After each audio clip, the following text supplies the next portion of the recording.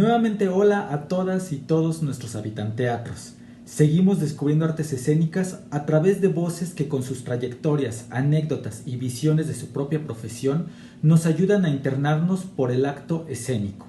Hoy salimos de los recintos cerrados y nos instalamos en el espacio público para hablar de las particularidades del teatro de calle con las historias de Carolina Pimentel y Salomón Santiago, quienes son integrantes de la Quinta Teatro, agrupación con casi 10 años de vida, surgida a partir de un seminario impartido por Bruno Bert en 2012. Como juglares modernos, llegan a diferentes espacios y los abordan como tejidos vivos con características específicas por descubrir y dialogar. Acompáñenos en esta conversación. ¿Cómo llega el teatro a su vida? ¿Cómo es que deciden ustedes, número uno, partiendo de esa idea, dedicarse al teatro? Pues yo empecé muy chica, llegó con buscar en qué preparatoria estudiar y de pronto me encontré con el CEDART. Y en el CEDART ni siquiera sabía que se estudiaba teatro. En el CEDART apareció la posibilidad de dedicarme de formarme como actriz. Primero yo pensaba que ser artista era ser famoso y hacer televisión. Y fue ahí, o sea, como creo que fue la formación del CEDAR lo que me hizo decidir convertirme en actriz. O sea, si no hubiera encontrado el CEDAR, no, tal vez no habría sabido que se estudiaba teatro. Se lo debo a mi primera maestra de teatro, que yo estudiaba en el Politécnico en la preparatoria, y mi primer maestra de teatro era de la Facultad de Filosofía y Letras. Y en realidad fue gracias a ella a que yo comencé, digamos, a tener una formación que me preparó para después entrar al CUT, ¿no? Como en realidad fue ella la que me fue induciendo o me fue llevando y hasta que entré a pues a la carrera en la UNAM. Justamente, ¿qué encontraron ya en esto de como estudiantes? Ya cuando se empieza a complejizar, cuando empieza a descubrir un poco más las técnicas, las teorías, toda esta dinámica que tiene que ver con lo académico, ¿cómo se complementó su visión de que querían dedicarse al teatro con esto académico? En mi caso fue como muy ligado a un proceso de autoconocimiento, porque al final yo era estudiante y no veía más a futuro más que seguir como formándome. No tenía idea de cómo funcionaba el medio teatral, cómo era vincularme profesionalmente, pero a medida que yo iba estudiando, iba entendiendo más sobre mí y eso permitía que yo creciera como persona, o eso era lo que yo sentía, y era por lo cual yo seguía como formándome. Después ya cuando viene la etapa de especialización, que son los 2 últimos años de la carrera, que me encuentro con Bruno Bert, entonces veo el teatro como un tanto como un estilo de vida, como una práctica constante y decido hacer de esa práctica mi oficio. Pero creo que eso se dio hasta que me sentí envuelta en esa práctica y entendí que eso era una profesión y cómo podía yo desarrollarme profesionalmente en eso.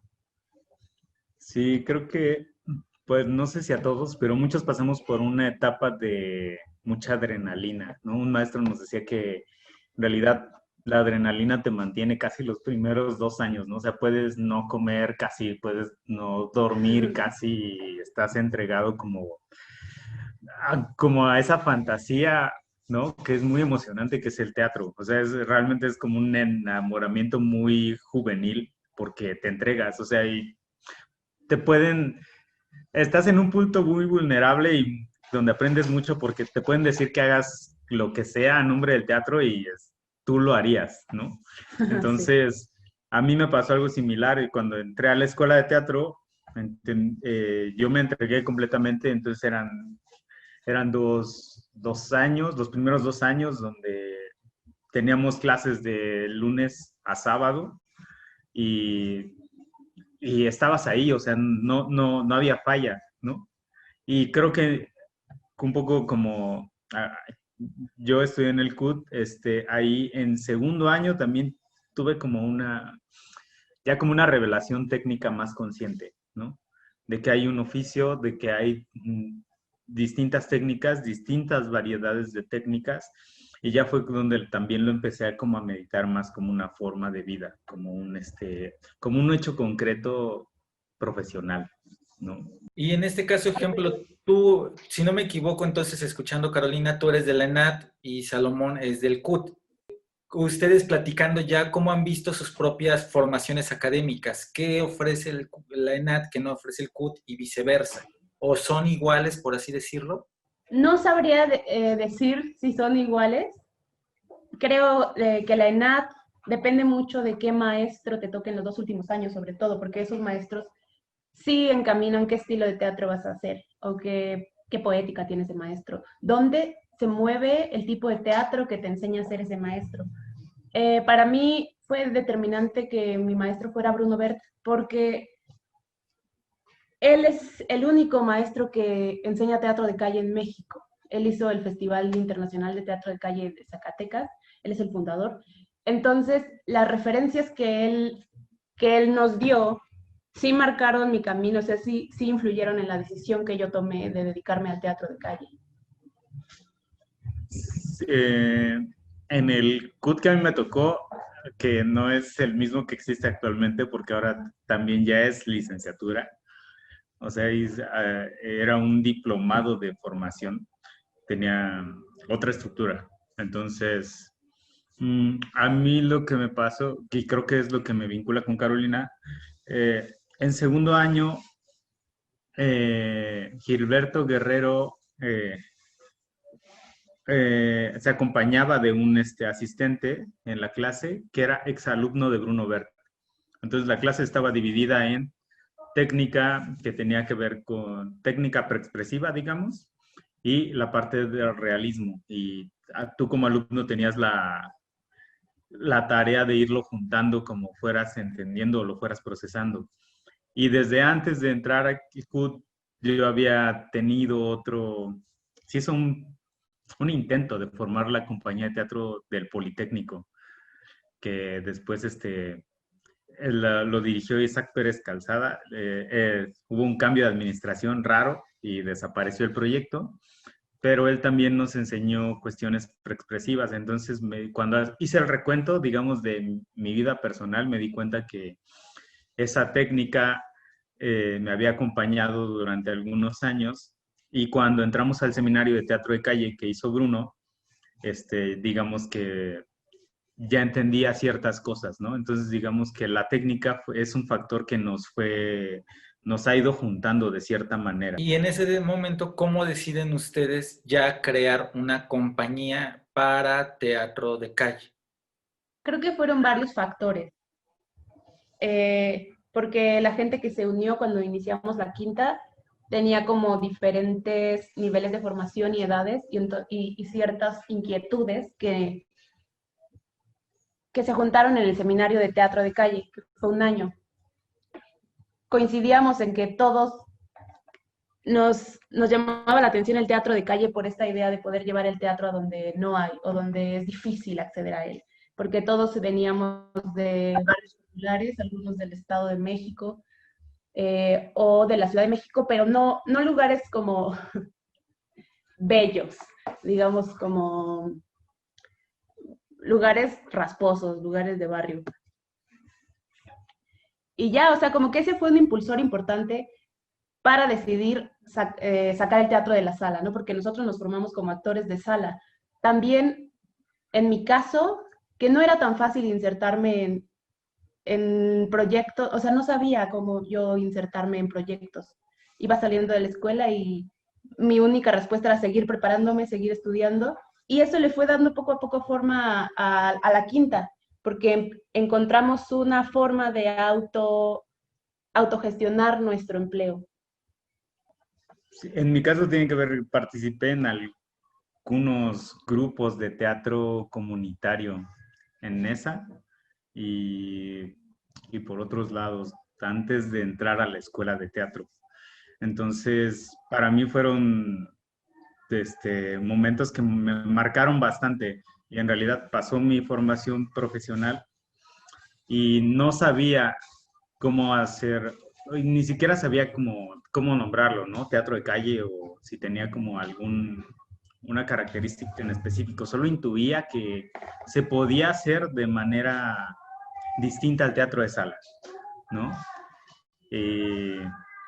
Entonces, lo que pasó fue que coincidimos, ¿no?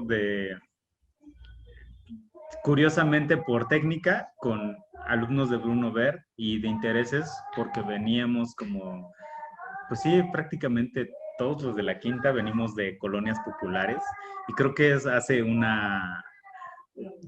grado de identidad particular, ¿no? O sea, tienes una necesidad específica que yo creo que es muy personal, pero hay como ese impulso de tal vez mi familia es difícil que venga al teatro, ¿no? Entonces, ¿cómo un poco hacer que me entiendan tal vez de entrada, de que conozcan lo que yo hago? Y tal vez no los puedo obligar a venir, pero tal vez me puedo acercar a ellos de alguna manera, ¿no? Y creo que un poco en el fondo existe esa cuestión, ¿no? Porque hemos hecho espectáculos pensando en los mercados, pensando en colonias que son como muy difíciles de acceder, ¿no? Como sí, tienen escaleras, son complicadas, ¿no? Y da como una satisfacción particular, creo que hacer ese tipo de teatro. No todos los actores se adaptan también, eso es real. ¿Podemos decir que el teatro de calle es más cercano o es una ramificación, cómo podrían ustedes explicarlo, del teatro comunitario o es completamente distinto? Puede juntarse y puede también estar por separado. No es, en realidad solo es característico, yo diría. Hay teatro de calle que es completamente comunitario, que depende de su objetivo, ¿no? O sea, hay teatro de calle que se hace para ir a la comunidad y hay teatro de calle para mostrar un hecho estético, ¿no? Y creo que ahí lo que tú tienes que saber es qué estás haciendo, ¿no? Creo que para que tú no te pelees y también no vayas con una idea errónea hacia con quien te presentas, ¿no? O sea, porque si eres claro que tú tienes un hecho que a ti te interesa personalmente y que consideras bello y consideras mostrarlo, lo puedes llevar a esa comunidad y decir, yo traigo esto que es mío, es muy personal y quiero mostrárselo y veamos qué pasa, ¿no? En ese encuentro.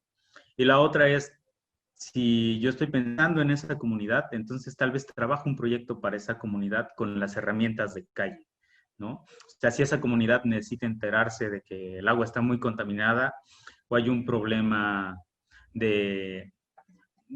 no sé, los perros callejeros, ¿no? Entonces tal vez busco cómo relacionar mi técnica de teatro de calle con su problemática o su visión, ¿no? Pero creo que lo lo determina son sus objetivos, principalmente. ¿Y qué elementos debe contar el teatro de calle? O sea, ejemplo, te dices técnica, ¿qué técnicas se utilizan? ¿Qué elementos siempre tienen que estar presentes en un espectáculo de calle? Sería difícil como determinar cuáles deben de estar presentes.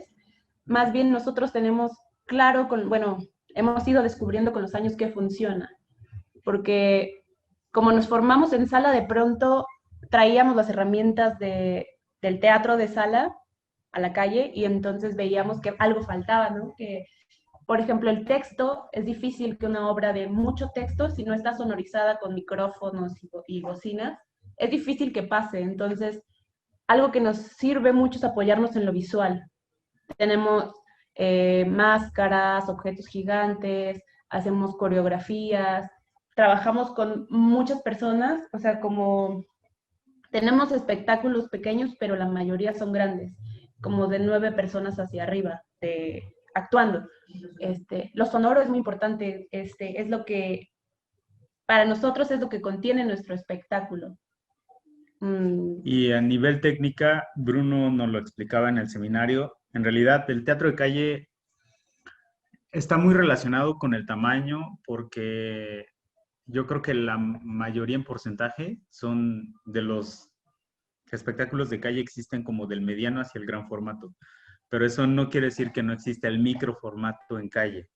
De hecho, él nos contaba la anécdota de cuando se hace como las cajitas lambe lambe, las donde tú te asomas y ves una obrita en pequeño. Esa dinámica la hicieron en el Festival de Teatro de Calle Zacatecas. Entonces, ¿por qué puede existir afuera? Como se puede dar una función para un espectador y tenían filas, o sea, Entonces, en realidad, el teatro de calle también puede existir en microformato o en macroformato, ¿no? Lo que tienes que cuidar es que pueda subsistir a pesar de las distintas fluctuaciones del ambiente, ¿no? O sea, que se entere bien si es para un espectador, que ese espectador se entere bien de tu obra, ¿no? Entonces, tal vez varías el factor tiempo, ¿no?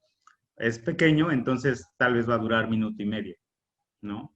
Y si es muy grande, por ejemplo, el caso así extremo de eso es la Royal Deluxe, que usa marionetas de 20 metros, ¿no? Ya movidas por grúas de construcción. Y en realidad la obra sucede en toda una semana y solo es una frase, ¿no? Un buzo aparece del embarcadero de la ciudad y una niña aparece del otro lado de la ciudad. Y en la obra es una frase, es el buzo y la niña se encuentran en el centro de la ciudad y se abrazan. Pero para que suceda eso tarda una semana. Entonces una semana la gente ve cómo se desplaza el buzo y la niña a través de la ciudad hasta que llegan al centro y se termina el espectáculo, ¿no? Y entonces tienes como el micro de minuto y medio, un minuto, y al macro que tienes una semana completa, ¿no? Y las dos son fenómenos de teatro de calle, al final de cuentas. Y como ustedes lo plantean, al final también son historias que se tienen que construir para la calle en ese sentido, porque pensar que de esto que está en un teatro cerrado, pasarlo directamente nada más a la calle, pues justamente algo se pierde en ese sentido, porque el formato es diferente y es otro tipo de lenguaje, lo plantean bien, hay música, hay otro tipo de cosas que les ayudan a ustedes a llamar o atraer la atención del público. Digamos que no hay reglas, ¿no? Pero es como cualquier oficio, conforme lo vas haciendo, te vas dando cuenta qué funciona y sobre todo qué te funciona a ti. Algo que es importante es que un grupo de teatro de calle genere un grado de identidad y encuentre un elemento que trabajar. Por ejemplo, ¿a qué me refiero con ese grado de identidad? Que no es algo ambiguo, es algo muy concreto, ¿no? Trabajar con música y, no sé, y flores, ¿no? Trabajar con libros y escultura. Y eso al grupo o a los realizadores les va dando una guía hacia dónde pueden formar su estética, ¿no? Y les da un elemento muy concreto, ¿no? Si aquel grupo que decidió hacer algo con libros y esculturas, a lo mejor hace libros gigantes de pop-up, ¿no? En parques.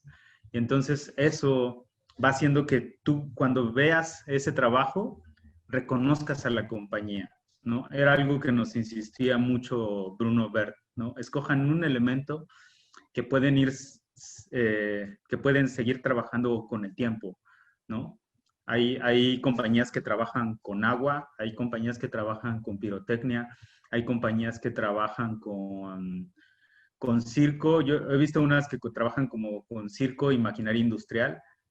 Hay compañías que trabajan con danza y lugares extremos, ¿no? Como las compañías que cuelgan desde edificios y hacen danza, ¿no? Entonces, es importante como encontrar aquel elemento que tú puedes seguir trabajando a lo largo del tiempo. ¿Me pueden platicar un poco de la Quinta Teatro? ¿Cuándo surge? ¿Cuántos montajes lleva? ¿De qué tratan esos montajes? Oficialmente en el 2012, que fue el seminario de teatro de calle, es cuando se profesionaliza la idea y se concreta la idea de la quinta. Tenemos 9 montajes y como 7 de ellos están todavía en nuestro repertorio que podemos como seguir presentando. Empezamos con El Señor de los 7 Colores, que habla sobre la creación del arco iris, está basado en una leyenda mazateca sobre la creación del arco iris. Después pasamos por La carroza de la vida, Kamishibai. que la carroza de la vida habla de la pérdida de una madre, pierde a su hijo y hace un duelo que pasa por las 4 estaciones del año para regresar a la primavera y se liberan, ¿no? De esto. Tenemos un Kamishibai, que es teatro de papel en bicicleta, y tenemos ahí varios. Ese es como un espectáculo modular al que podemos ir agregando cuentos, quitando cuentos, adaptándonos a la temática. Es como un formato muy generoso porque se adapta a cualquier parte, solamente que es para máximo 100 espectadores cuando no se tiene micrófono y un espacio un poco protegido. Musicantes es una murga mexicana todoterreno que fue como nuestra escuela de música crear esa obra. Tenemos como 7 piezas que fuimos aprendiendo durante unos 3 años, que después unimos por temáticas y es como un espectáculo musical donde compartimos refranes, escenas, poemas y ya. ¿Tú quieres hablar de los otros? Pues tenemos La Frontera Vagabunda, que se hizo en colaboración con la UNAM. Entramos a un concurso que se llama Impulso Futuro. Y bueno, seleccionaron la obra y habla sobre el tema de migración. La gran lucha. La gran lucha es, trabajamos con el Centro Cultural de España, que se viajó a Almagro, y nos vinculamos con otra compañía que se llama Al Rescate, que trabaja teatro y deportes y tiene una relación estrecha con los luchadores. Entonces, se trabajó con una dramaturga que se llama Berta Sony, que hizo la adaptación. A esa obra, curiosamente, es la que tiene más texto de las obras que tenemos, pero está microfoneada, usando como la temática de cuando hablan los luchadores y se retan y hacen como todas estas cosas. Esa es la manera en que encontramos para que pasara el texto, ¿no? Entonces hay un juego de micrófonos que está coreografiado para el momento en que funciona el texto también. Y hay lucha y hay una luchadora profesional que trabaja en ese montaje con nosotros. Cara de bolsa. Cara de Bolsa, esa fue una idea de Caro, que está inspirada en un libro de ilustración de... Marguerite Purchet. Es que nunca sabíamos decir el título, el nombre de ella. Que es que domada porque a veces hay cosas que detonan nada más un espectáculo, y un detonante a veces puede ser una imagen, a veces una frase, a veces una canción, y entonces partimos desde ahí, ¿no? Cara de Bolsa fue a partir de... Cara un día llegó y me dijo, quiero hacer una obra con este libro. Yo creí que esas cosas no pasaban porque siempre las he visto en las entrevistas, ¿no? Entonces, o sea, pero sí pasan, porque Caro dijo, quiero hacer una obra con esto. Y dijimos, bueno, pues armamos la escaleta y todo, se postuló a una producción con el IMBA y la seleccionaron. Y entonces también ese fue nuestra escuela o está siendo nuestra escuela para aprender máscara, que es algo que nosotros procuramos, que los montajes les llamamos montajes escuela, que cada montaje tenga algún elemento que nos enseñe algo. O sea, literalmente que tenga un elemento que no conozcamos o que no dominemos, ¿no?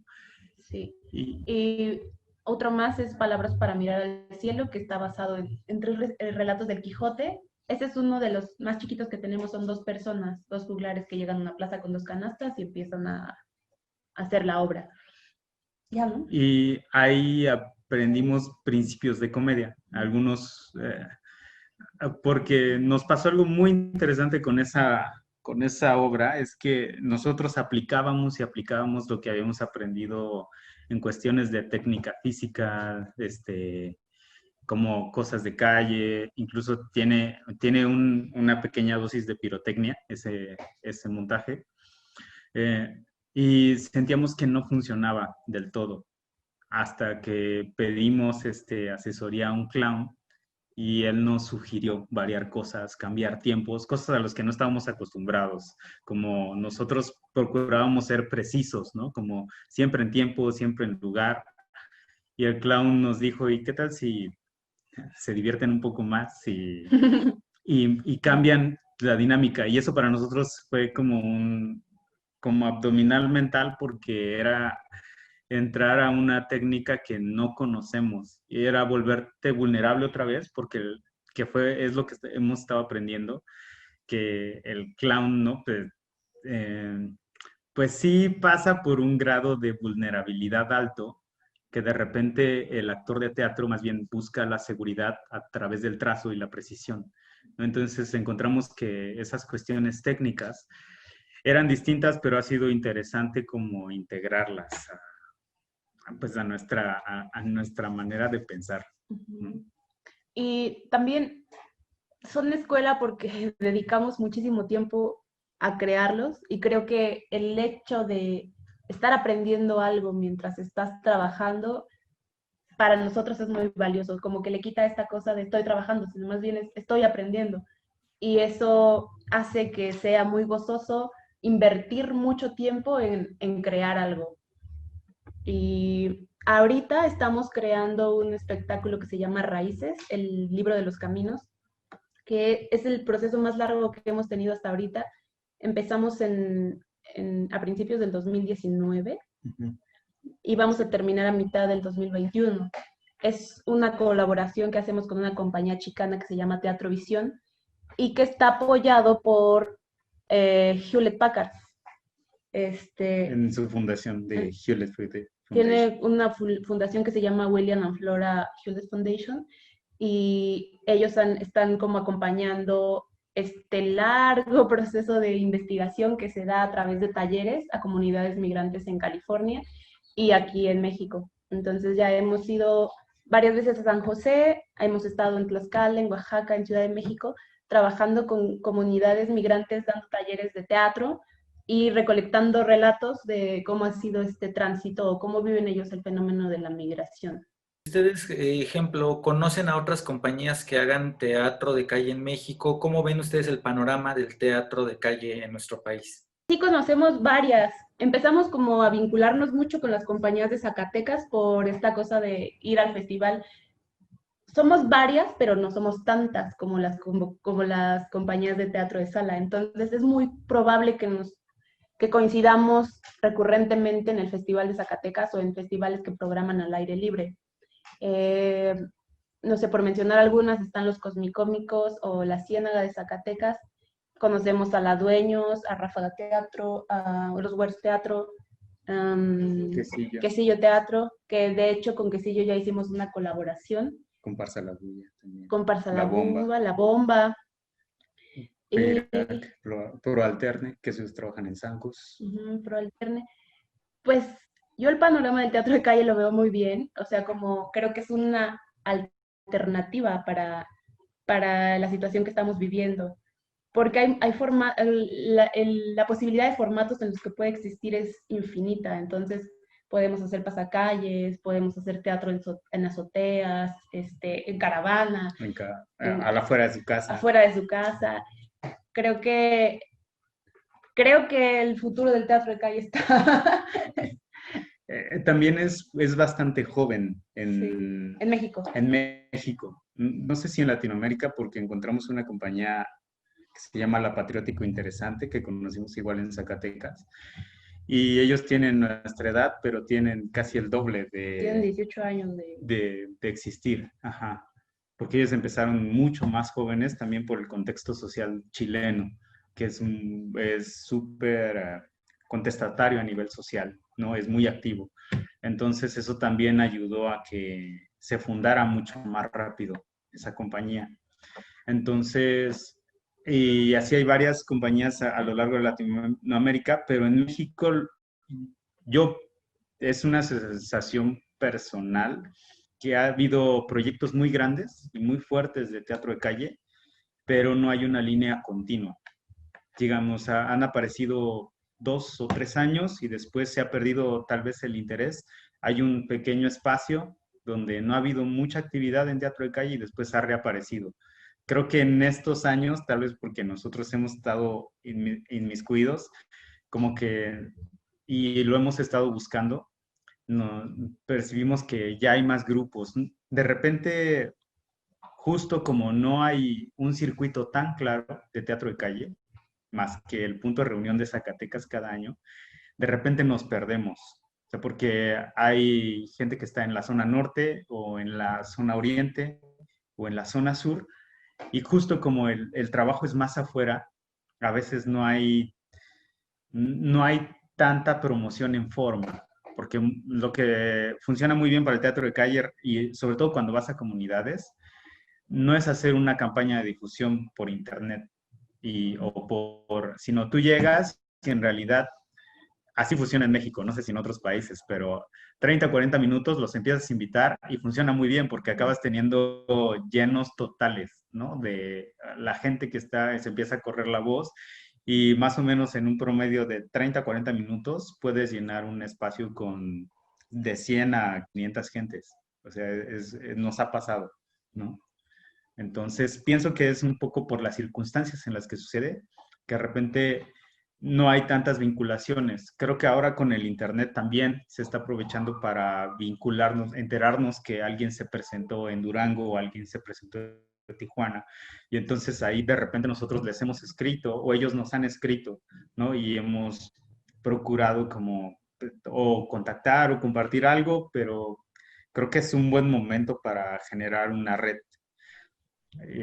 Como tema aparte, bueno, Bruno Bert nos contó que en realidad el Festival de Teatro de Calle tenía la intención de ser un circuito nacional de teatro de calle, que se quedó en el programa piloto y se fundó el festival, pero la idea original era hacer una red a nivel nacional de teatro de calle. Sobre todo me acuerdo ahorita de los músicos. Yo vi los musicantes en Teatro en Plazas Públicas, Teatro en tu Barrio, este programa de sistema de teatros. Y me acuerdo que ustedes sí hacían como un recorrido previo para hacer que la gente se acercara, para hacer que se escuchara y llegaran a verlos. Y entonces eso me parecía muy interesante. Aparte que el vestuario era muy vistoso, muy colorido, que obviamente hacía que alguien que va caminando rompe la cotidianidad ver ese vestuario, ver esa música, y entonces era así de, ¿qué está pasando? Y me acuerdo que era algo muy, muy interesante y muy bello. ¿Cuál ha sido la reacción del público? ¿Qué historia tienen a lo mejor de algo que les haya pasado que haya sido justamente de este rompimiento de cotidianidad? Pues en realidad todo el tiempo estamos rompiendo la cotidianidad. De hecho, esa es una de las cosas que más me gusta, porque cuando pones en un lugar inesperado un elemento fantástico, no hay manera en que la gente no se pregunte qué es o lo ignore. A veces, o sea, siempre hay una reacción, aunque parezca que no la hay, ¿no? Aunque la gente decide ignorarlo, eso ya es una reacción. Y eso impacta directamente en la concepción de la realidad, o sea, como de pronto algo inimaginable es posible. Y no me refiero que sea espectacular lo que estamos presentando, solamente es algo fuera de lo natural de ese espacio. Y reacciones hemos tenido desde, no sé, como gente que regularmente es muy acogedor, o sea, siempre les gusta, siempre piden más, pero también nos hemos encontrado como algunos casos de violencia que no les parece que estemos ahí, o de pronto cosas de territorio, porque también los parques, a pesar de que parece que no son de nadie, hay gente que vive en los parques, o sea, como hemos ido aprendiendo a dialogar con los transeúntes y con los policías, con los distractores, con los perros, o sea, como... Sí, pues es eso. Algo que aprendimos es que los lugares son tejidos vivos. O sea, en realidad se defienden, tienen reacciones, tienen temperamentos, tienen tonos, ¿no? Entonces, creo que lo primero que tienes que cuando llegas a un lugar es un poco percibir cómo es, ¿no? Si está tranquilo, incluso el clima o algo que pasó hace una hora puede influenciar. Alguna vez dimos una función en Tepito y eso fue más bien, la sorpresa fue para nosotros, porque lo dimos en un lugar que se llama el Palomar y está al lado de otra unidad que se llama La Fortaleza. Son unidades muy grandes, con bastante violencia, y estábamos limpiando el espacio para dar la función. Y se escucharon balazos como a 2 o 3 cuadras, Y lo curioso para nosotros es que los niños no corrieron a resguardarse, sino más bien dijeron, hay balazos, vamos. Y corrieron hacia el lugar donde eran los balazos. Los que teníamos más miedo éramos nosotros, ¿no? Pero entonces te das cuenta que tu realidad no es el mismo contexto de todos, ¿no? Y eso lo aprendes diario, ¿sabes? Aunque lleves 20 funciones de algo, te instalas en un lugar y algo cambia. Nos tocó una vez una plaza llena de escarabajos y había trazos por el suelo, la gente se arrastraba, los títeres, el vestuario acabó lleno de escarabajos totalmente. O sea, pero no lleno, o sea, como en las películas de ciencia ficción, los escarabajos salían de los títeres, del vestuario, pues hubo que limpiarlos después. Sí. Eso es muy divertido, pues, en realidad. Y finalmente les preguntaría, si ustedes pudieran definir para ustedes qué es el teatro. Bueno, en este momento es una práctica constante para mí, como es mi forma de vida. Para mí es como una manera de entender el mundo en el que vivo. O sea, es como de rebote, ¿no? Yo hago teatro y es como lanzar algo que soy y eso me regresa información de en dónde estoy. Y así voy aprendiendo del mundo, ¿no? Y eso me parece que ha funcionado así hasta ahora. Teatro Ciudad de México, escenarios que transforman.